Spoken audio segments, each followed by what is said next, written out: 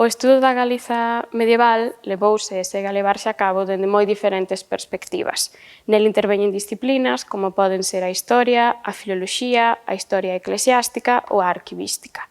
Do mesmo xeito que o Seminario de Estudos Galegos se dividiu en diferentes seccións, a Galiza medieval necesita un achegamento transversal á cuestión. A investigación que estamos a desenvolver está orientada ao estudo das ciencias naturais durante a Galiza no século XIII, especificamente en Santiago de Compostela e a súa relación con outros centros do resto de Castela e de Europa. É por isto polo que algunhas das seccións nas que xa estaba dividida o seminario son chave para a nosa investigación.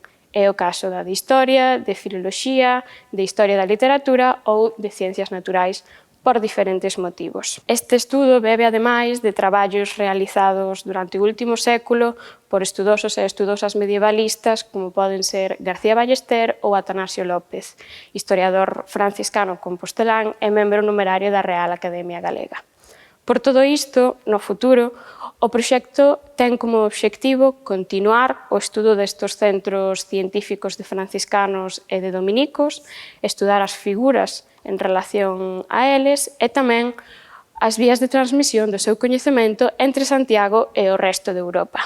Por iso, será chave para nós o estudo da figura e da produción científica de Pedro Gallego, por ser unha figura que relaciona o centro santiagués co cartaxinés, o murciano ou incluso a corte afonsí.